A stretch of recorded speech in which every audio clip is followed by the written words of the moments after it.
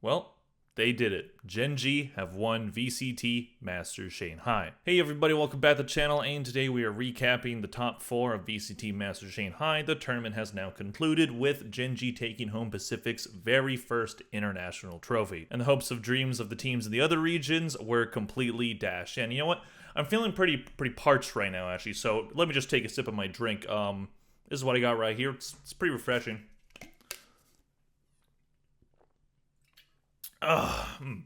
Man, that is salty. All jokes aside, let's get into what happened during the Shanghai top 4 and the grand finals. So this is the board we have today. We have the last 4 matches of VCT Masters Shanghai, and it concludes what was a pretty good tournament. Wouldn't say it was my favorite that I've ever seen in the VCT. Madrid was probably a lot more funner than this one, but that doesn't mean that this one didn't have its own fair share of some very solid matches. And the top 4 was a pretty interesting top 4 and pretty lopsided in a lot of these matches. Starting with Gen.G versus G2, the upper finals to make it into the grand finals. And this was Gen.G really establishing themselves as the team to beat at this tournament. They were looking like absolute world beaters, just storming their way through the Swiss stage and then beating the likes of Fnatic and 100 Thieves during the playoffs. And they find themselves against G2 in the upper bracket, and while G2 definitely had a pretty good run during this tournament, Gen.G are just a whole other ballgame. This is definitely G2's biggest opportunity to show that they're not a fluke, that this is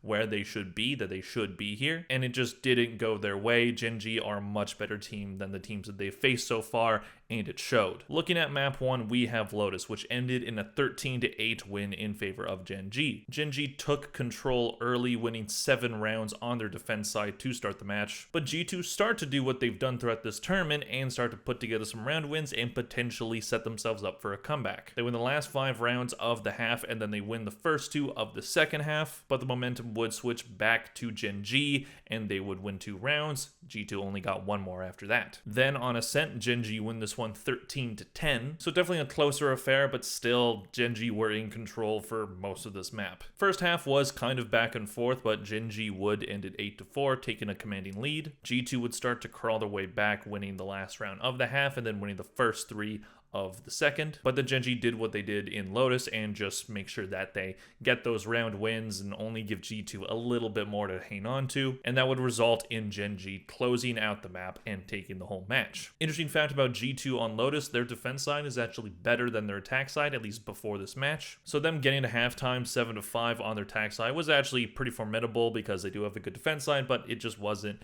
able to give it enough, and that's kind of what I was kind of expecting. Most teams, if they're going to Lotus, they have a really elite attack side, and G2 just kind of don't have that, so that's kind of how that map went. Looking at the team MVPs on the side of Gen.G, we have Texer, who had himself an incredible tournament. He went 48, 28, and 7 for plus 20. On the side of G2, Trent had an okay game. He went 30, 31, and 15 for minus 1, which were the best stats on his team. So this match would send G2 down to the lower bracket. We know what happened in that match, but we're not at that one yet. And Gen.G would qualify for their second grand final in a row. This is what I've been saying about this team. They just looked like they did not want to be denied at all. They were looking like the best team in this tournament for most of it, and them up against a team like G2, while I like G2 and I think they're talented, this is not a favorable matchup for them. So we move on to Team Heretics versus 100 Thieves, and I might have some apologizing to do. So basically about 6 hours before this match started, I made a video talking about 100 Thieves, saying, are they going to win? This is my perspective of what happened. So basically, all throughout this tournament, even when 100 Thieves lost, I was getting so many comments saying that 100 Thieves is clearly the best, that North America is clearly the best. I remember in my Pick'ems video where I chose Gen.G and PaperX to make it to grand finals, I got comments literally saying, this is nonsense. North America is clearly the best. America is just going to wipe everybody. Well, not in the top 4, apparently, and I was worried about 100 Thieves' chances going into this match. While I did title that video, Will 100 Thieves win VCT Masters Shanghai? In that video, I definitely said, I think they're maybe the second best team left at this tournament, but Heretics are no slouch. And I thought that if the map pool went the way that it did, that Heretics actually had a really good chance. And I was thinking about not making that video before the match because I was like, well, it was a huge gamble, right? It was either they win and the video, probably gets more views, and also people will be like, yeah, they are, and they'll just come flocking, and I won't look like a total jinx. Or 100 Thieves lose, I look like a fool, and then my comment section cooks me. We know which direction this went in. So let's go through this massacre, and I want to start with looking at the map picks. So one thing that I looked at when making that 100 Thieves video was their map pool, and is it truly elite, and does it match up well against Team Heretics? And my thinking was, 100 Thieves, they have a permaban of Lotus. Team Heretics, they have a permaban of Ascent. But 100 Thieves' worst map during this tournament and even before was Sunset. And what's Team Heretics' best map? You guessed it, Sunset. So my thinking was, if 100 Thieves let Sunset split, then they probably choose Bind, and while they have been known to be very good on Bind, and they definitely didn't make it a easy ride for Heretics to win that map, Heretics are comfortable on Bind. They've been good on that map before, so if Team Heretics are comfortable taking them to Bind, they're probably going to do it, and they could get that win. And if they do, 100 Thieves are not winning on Sunset, and this is exactly how it went. So looking at the round by round on Bind, we see that the first half was pretty in favor of Team Heretics. They get 2 4-round win streaks, 2.5 8-4, and then 100 Thieves would win the last round of the half and then win the next 4. Team Heretics would get 1, but then 100 Thieves would win another 4 in a row, which got them to map point. But Team Heretics turned the tide. They win the last 3 of the half, bring it to overtime. They win the first one, 100 Thieves win the second one, and then Team Heretics win the next 2 to take this one 15-13. So this was a very close map, a lot of momentum swings, a lot of, back and forth between these two very, very talented teams, clearly showcasing some very good skill. So you would hope that the next map was going to be something similar. That was going to be a entertaining, close battle. No, this might be one of the worst maps in 100 Thieves history. Probably is, honestly. So Heretics won this one 13-1. Not really much to say about this one aside from 100 Thieves just got smacked around. And this is the thing about the map pool. 100 Thieves having that permaban, I didn't think it was a great idea if they were just going to let Sunset slip, because that's a map that they absolutely were going to lose. So they put themselves in a position where they needed to win Bind because they definitely weren't going to win Sunset. And not only did they lose on Sunset, they didn't even get more than 1 round. That is just... man, what a stomping this was. And I know that everybody's been focusing on Bustio getting 1 and 14. With all the trash he talks, it's fair. But also, no one on 100 Thieves had a good map. This was just bad. 3 and 14 for Cryo. He's been one of the best players this year. 6 and 14 for Bane. 6 and 14 for Asuna.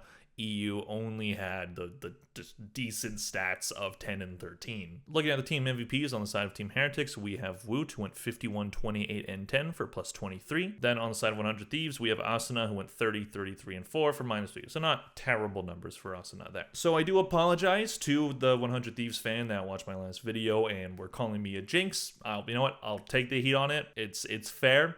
It happens to content creators. This Valorant is very hard to predict. I just want to point that out. Predicting this esport is nearly impossible. Honestly, my pick'ems weren't even that bad. I got 3 out of the 4 matches right for the start of the playoff bracket, but the one I got wrong was Paper X, who I picked to win the whole thing, running through upper bracket. So...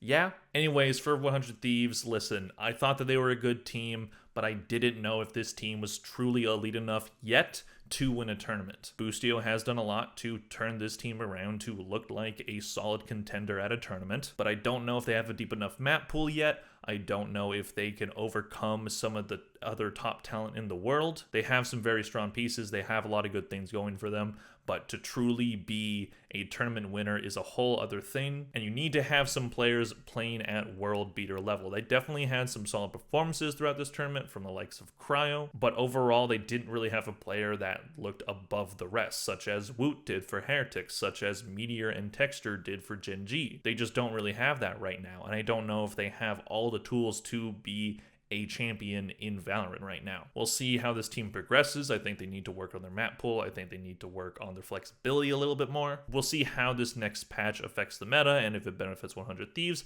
I think we will see them at champions. I'd be surprised if we didn't, but they end their Shanghai run in the top 4, so still a solid run, but just not enough to get to the finish line. And we have 2 other maps to talk about Heretics on, so I'll just get to those. Starting with the lower final of Team Heretics versus G2. This was a 3-0 victory in favor of Heretics, and this might have been the most lopsided match I've ever watched. Not that it was 13-1 in every single map, but G2 just got stomped here. Giving Heretics the credit they deserve for this match, they looked on fire this match. They were hitting all their shots, they were doing very well mid-rounding, they were working the maps very well, they knew where G2 was, they knew where to be, and they knew how to outshoot them. But at the same time, G2 were playing horribly. Like, I hate to just dunk on players, and I don't like to do that. I don't like to just say, oh, these players were just playing horribly. But man, G2, I just can't defend them here. They just looked off this match. They were missing all their shots, they were losing important gun battles, and they were losing advantageous rounds. They would have the numbers advantage, then all of a sudden Woot or Patatek or any other insane player on Team Heretics would do very well, and then G2 would just crumble before our eyes. And we could see that it was evident that this was going to be a lopsided match pretty quickly. Bind would end with the score 13-2 in favor of Team Heretics, showing once again that they are pretty solid on that map, but this was G2's pick. Not really much to say about this one aside from G2 got smacked. Then moving on to Icebox, a little bit better for G2, but nothing substantial. This one did end 13-6. G2 would win the first 2 rounds of the match, but then Heretics would go on a 8-round win streak and end the half 8-4. Team Heretics won the pistol, they win the next one, G2 steal the bonus and get another one, but Team Heretics would get the 3 that they needed and end the map. Then we see a 2-round improvement from G2 on Lotus, which again was their map pick. Heretics would win the first 4 rounds in a row, G2 get 2, Team Heretics get 2, G2 get 1, Team Heretics end the round winning 3 in a row. 9-3 at the half, there's no coming back for G2, Team Heretics win the pistol, and the next one, G2 would scrape together 5 rounds during the second half, but it just wasn't enough. So they went from winning 2 rounds in a map, to winning 6 rounds in a map, to winning 8 rounds in a map. So they didn't get double digits on any map during this match. This was incredibly lopsided. Looking at the team MVPs on the side of Heretics, we have Patatek, who had himself an insane tournament, and him being a sub, he's definitely getting a contract for stage 2. There's no way this man's sitting out. He went 50, 27, and 22 for plus 23. Insane numbers. And honestly, I could have put at least 3 players on the side of Team Heretics for MVPs on this one. Just really wanted to give Patatek his flowers. On the side of G2, we have Valen, who had an okay performance of 36, 45, and 15 for -9. So yeah, not great. No one on G2 was doing good. So this would end G2's miracle run at VCT Masters Shanghai. They definitely put up a good fight throughout this tournament. They made it through Swiss stage 2-0, and then they had a pretty good run in playoffs. Making it to the top 4 is very impressive work, but facing Team Heretics for a 3rd time during this tournament, Heretics really did not want to lose this one, and they played like it. They played like they wanted it a lot more than G2. G2, I don't know if it was just the pressure or if they're just really bad in best of 5s. But overall, Team Heretics looked like the much better team. They looked like they deserved that grand final a lot more than G2 did. The vibe of G2 this tournament was very similar to the vibe of C9 during stage 1. They would start matches really slow, but then just rely on comebacks, have just an insane ability to just grind matches out. But at some point, that bubble can burst. You can't always rely on comebacks. You have to be consistently good. If you start slow every time, that will eventually shoot you in the foot, and it did here. So a solid performance overall for G2 at this tournament, but Heretics, man, they just played like the much better team. They wanted it a lot more, they were playing a lot better, they looked much more composed than G2 did, and they got the job done and went to grand finals. So how did that one go? Well, we finally get to that grand final, Gen.G versus Team Heretics. I wouldn't say it's one of the best grand finals I've watched in Valorant so far, but it was a fun one. This is kind of a weird one to think about because despite it going to map 5, this one was kind of lopsided. While Team Heretics were able to get those 2 map wins, every time Gen.G won, it was a much more lopsided affair. Every time Team Heretics won a map, it was really close, and then every time Gen.G won,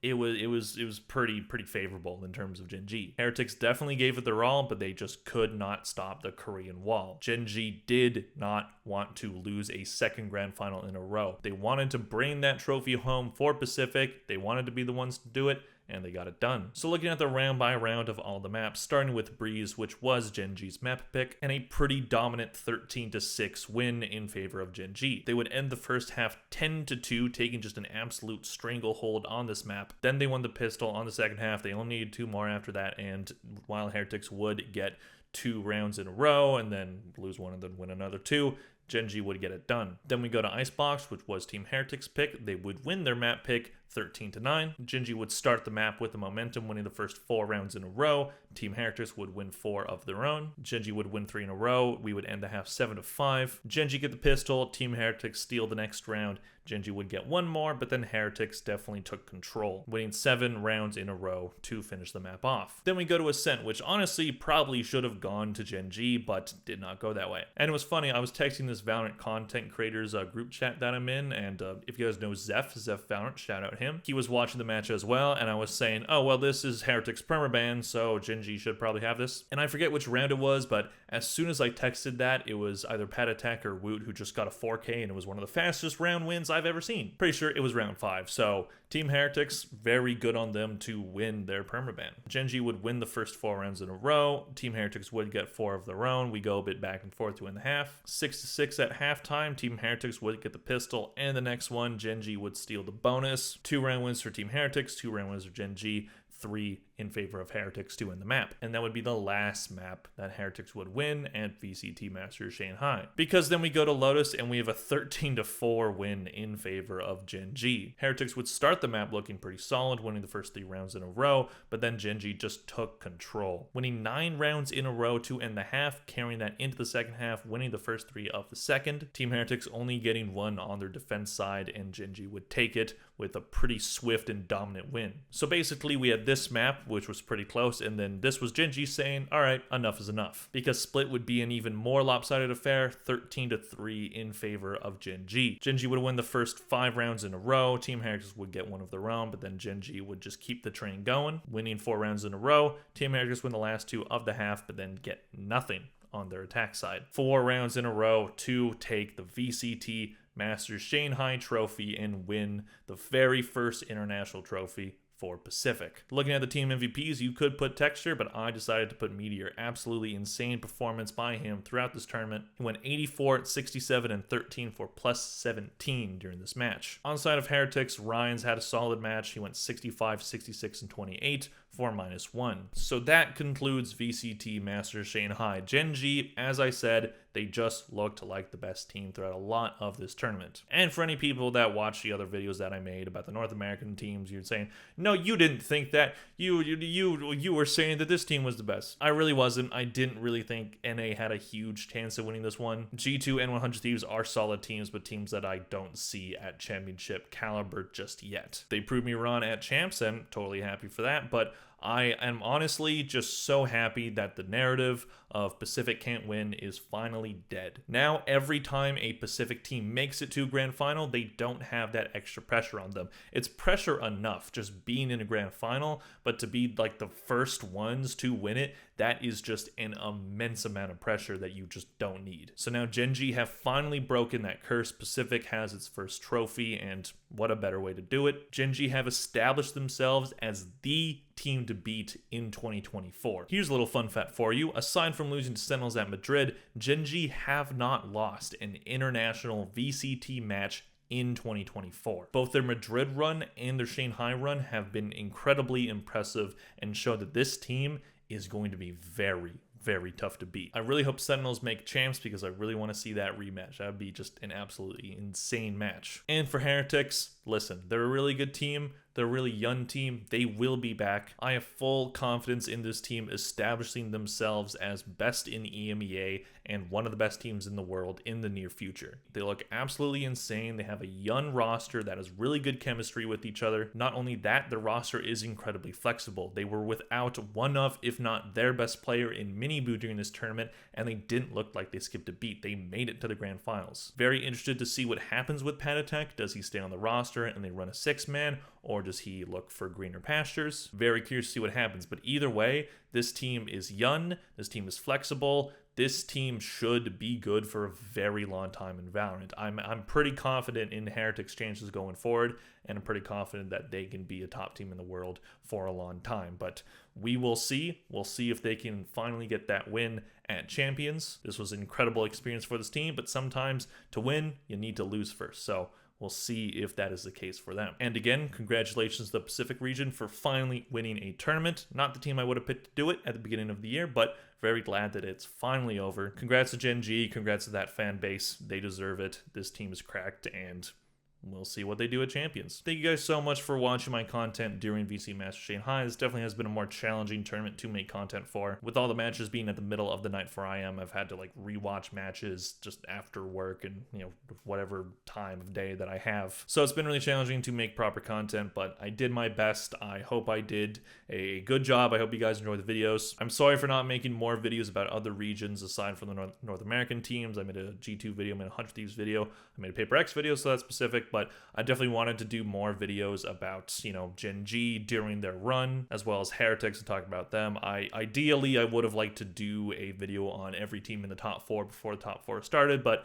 it just wasn't possible. So I'll try to do better with all that, but I hope you guys enjoyed the content that you got so far, and it's not going to stop, because next up is Stage 2, so we got a lot of content to get through before that starts. Let me know what you guys thought of this tournament in the comment section down below. Please click like if you enjoyed this video. Thank you all very much for watching, and I'll see you guys in the next one. Bye!